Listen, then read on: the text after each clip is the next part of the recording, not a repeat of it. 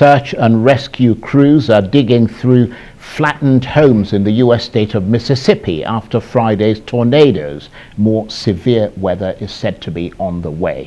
At least 26 people have been killed and dozens injured. President Biden has declared a state of emergency and deployed federal resources to help with the rescue and response in some of the worst hit towns. The tornado stayed on the ground for about an hour and cut a path of destruction some 170 miles long. The fatalities were the most for a tornado in Mississippi in more than 5 decades, as the twister hit hardest in some of the most economically deprived areas of America's poorest state. Scary. You always hear about it and hear about it may sound like a train or just distinct sound, but it happens so fast. You really don't even have time to even think about that. You kind of reflect on that kind of stuff. But it was scary, it was fast. This all happened in a matter of maybe 30 seconds.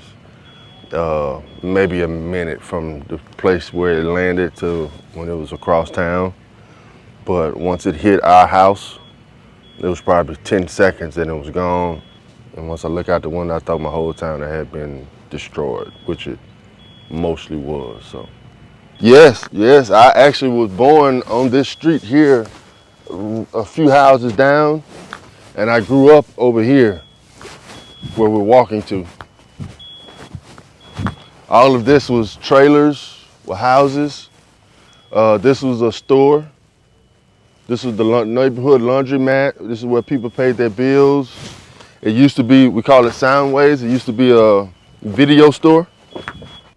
Absolutely horrendous. Well, for more on this and other big stories out of the United States, let's speak to Arise US correspondent Eric Ham, who joins me live from Washington. Good to see you, Eric.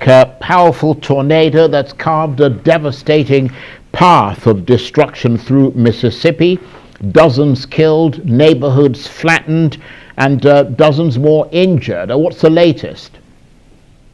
Yeah, that's right, Charles. And this is a tornado that, while mostly focused on the area of Mississippi, about 60 miles from the state capital of Jackson, this was a tornado that caused and wreaked havoc across multiple states, including states in Alabama and Louisiana. We know as of right now, more than 24 people are dead from this deadly hurricane.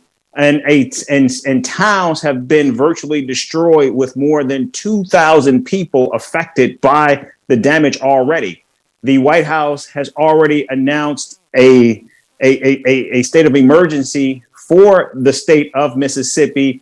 And we know that the Federal Emergency Management Agency and other areas are also now sending massive resources to the state as quickly as possible.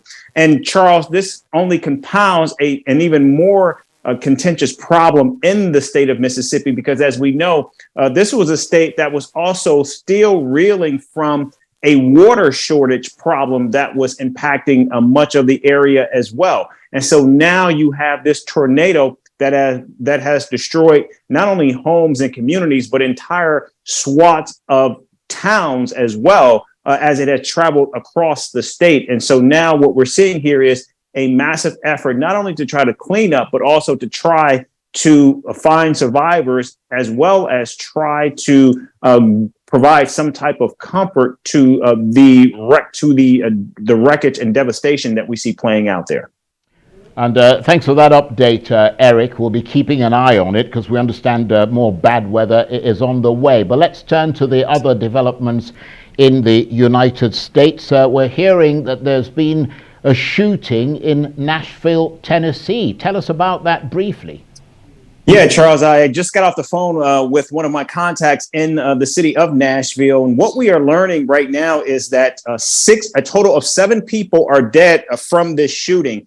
We know that there are 3 teachers in this Christian school that have been killed, along with 3 students. The shooter, also dead, we're told is a female shooter, perhaps a teenager. We still do not know the identities of the students, the teachers, or the shooter herself. What we do know at this time is that an emergency 911 call came in at about 10:13 a.m.